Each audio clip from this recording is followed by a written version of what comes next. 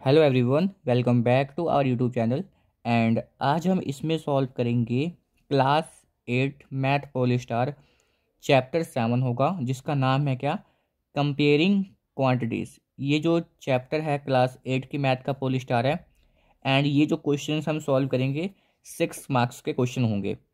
अगर आप मेरे चैनल पे नए हो तो इससे पहले हमने क्या किया था, जितने भी चैप्टर 4 मार्क्स के क्वेश्चंस इंपॉर्टेंट है, जिस जिस चैप्टर से आने वाले हैं, वो सारे का सारा हमने सॉल्व किया है।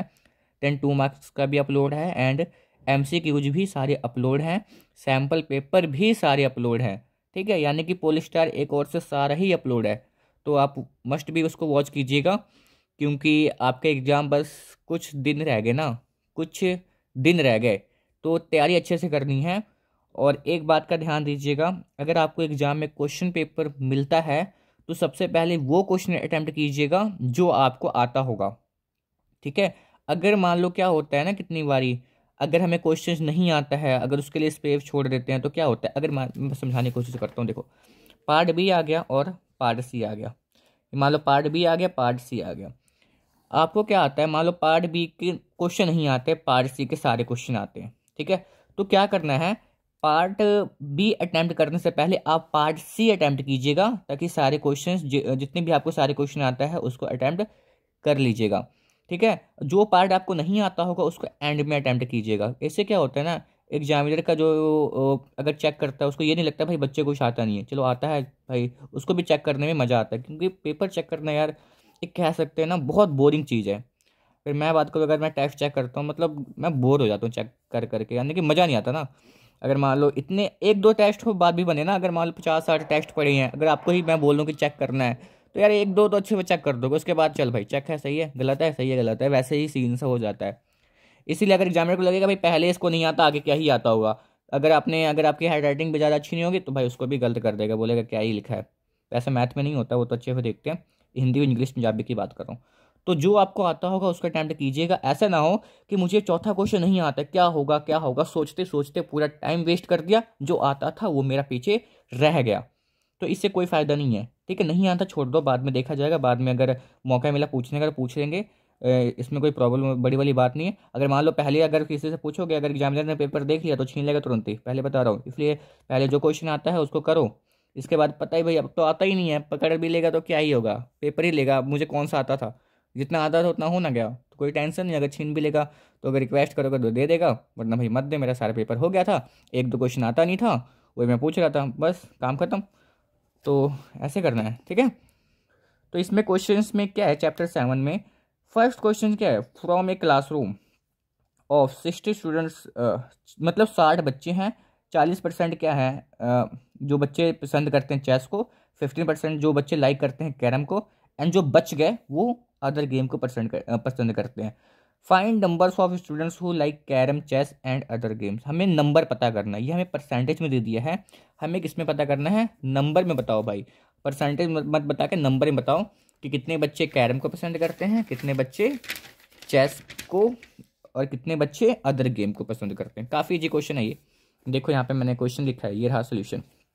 तो पहले देखो, percentage of students who like carrom, कितने परसेंट बच्चे कैरम लाइक करते हैं, 15%, यानी कि 15% ऑफ 60, यानी कि 60 में से 15% बच्चे क्या पसंद करते हैं, कैरम पसंद करते हैं।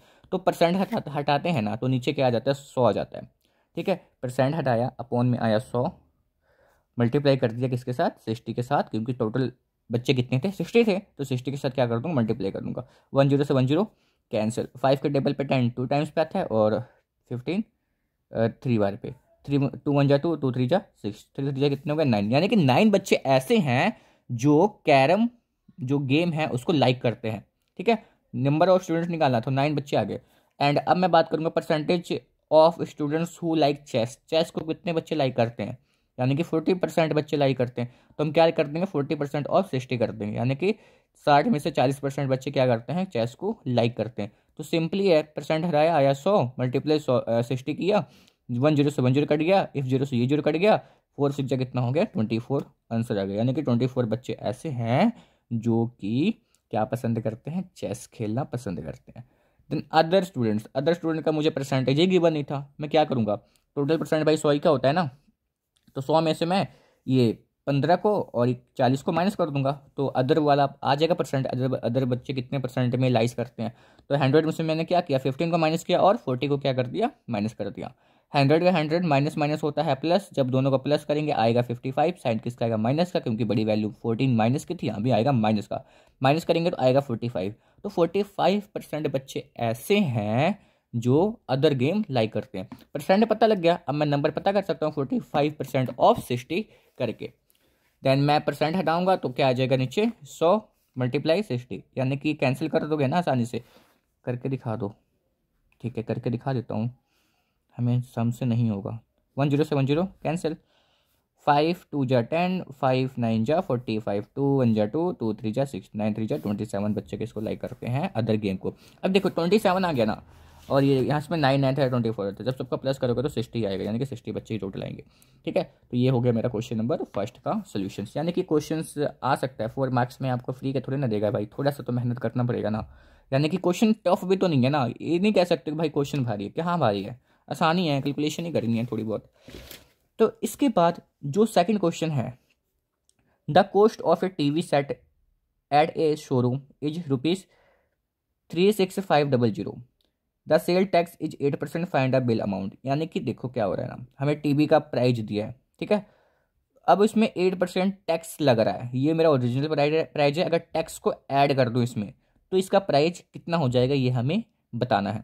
ठीक है, 36,500 का टीवी, वाओ, 8% टैक्स भी दे दो तो फिर कितना हो जाएगा देखते हैं।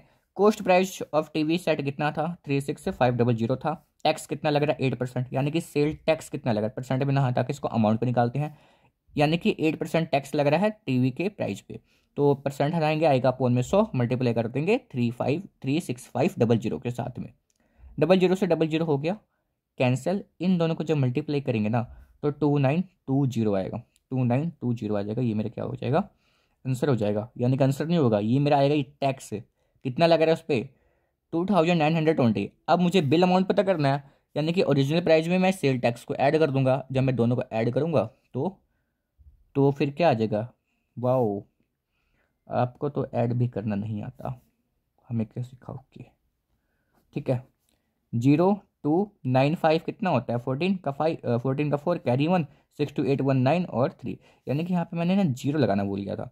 ठीक है, तो ये हो जाएगा अब ओरिजिनल प्राइस, यानी कि उसका प्राइस तो इतना था, अगर 8% इसमें टैक्स को इंक्लूड कर दूं तो क्या हो जाएगा, 39430 आ जाएगा। ठीक है, ये हो गया हमारा क्वेश्चन नंबर सेकंड का सोल्यूशन। देन इसके बाद हाँ, कितने बच्चे होते हैं ना कि मुझे डाउट आता है मैं कैसे पूछूँ, आप मुझे अपना नंबर दे दो। भाई देखो यार, नंबर शेयर करना ऑनलाइन तो मुझे नहीं लगता कि ये सही है, क्या पता फिर बहुत ज़्यादा नंबर वायरल हो जाता है, फिर ऐसे क्या होता है, फ़ोन आ जाते हैं ना ऐसे ऐसे, इसलिए मुझे सही नहीं लगता अपना नंबर किसी के साथ शेयर करना। हाँ, आप मैं अपनी इंस्टा आईडी दे सकता हूँ, उसमें क्या कर सकते हो, आप मुझे मैसेज कर सकते हो। तो इंस्टा आईडी आप मेरी लिख सकते हो, सुरजीत यादव 463, दैट ये मेरी आईडी है, आप स्पेस में डालना। ठीक है, तो सिंपली इतना सुरजीत यादव 463, वहाँ पे मेरी फोटो आ जाएगी, देन आपको तो पता ही लग जाएगा ना। ठीक है, तो फिर हाँ, वहाँ पे आप जाके मैसेज कर सकते हो हाँ, कि मुझे किसी क्वेश्चन में अगर डाउट है, कुछ कन्फ्यूजन है, कुछ नहीं समझ में आ रहा है, आप उसके रिलेटेड वहाँ पे क्वेश्चन पूछ सकते हो, तो वहाँ पे मैं रिप्लाई दे दूंगा। इसके बाद क्वेश्चन नंबर, ये नेक्स्ट क्वेश्चन देखते हैं, in what times 1600 will amount to 1760 at rate 5% per annum at simple interest। यानी कि क्या बोला है, देखो इन व्हाट टाइम, कितना टाइम लगेगा 1600 अमाउंट को 1760 होने में, कितना टाइम लगेगा, अगर उस पर जो इंटरेस्ट लग रहा है 5% का लग रहा है, रेट कितना 5% है, तो 1600 अमाउंट 1760 में कब बदल जाएगा, पहले उसका 1600 था, अब हो गया 1760, तो 5% का इंटरेस्ट उस पर लगाएंगे, यानी कि तो कितना हो जाएगा, यानी कि 5% रेट के हिसाब से, तो इसमें जो अमाउंट है ये कब 1760 होगा।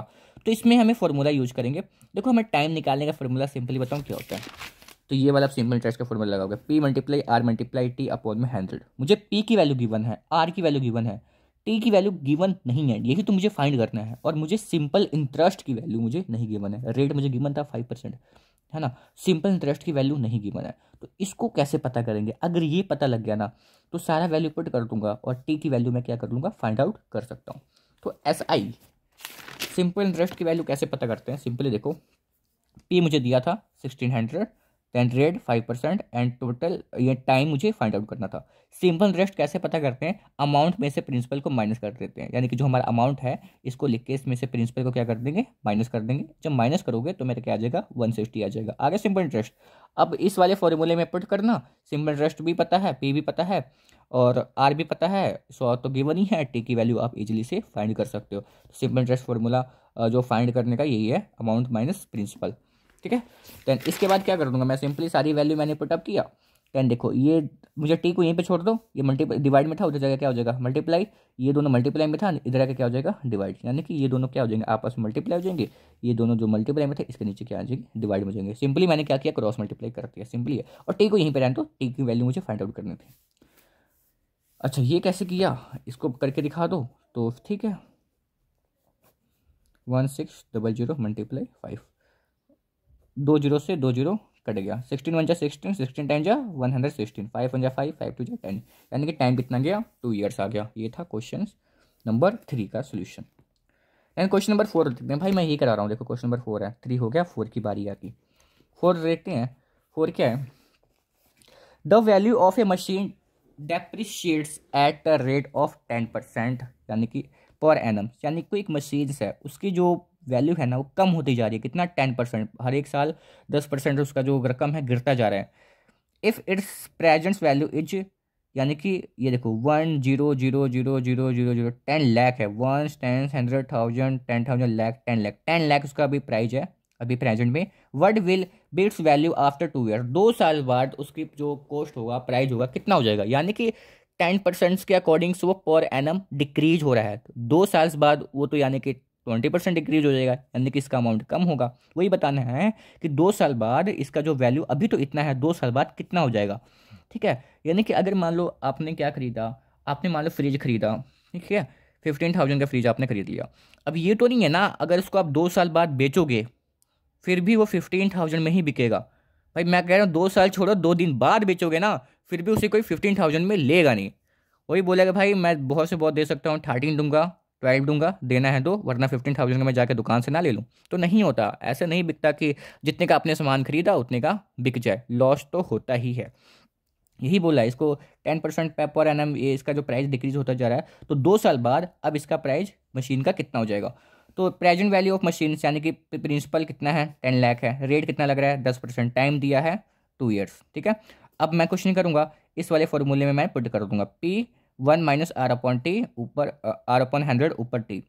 इसकी वैल्यू निकालते हैं, P की वैल्यू गिवन थी 1 माइनस आर की वैल्यू 100 थी अपॉन में 100 और टी की वैल्यू कितनी है 2 है।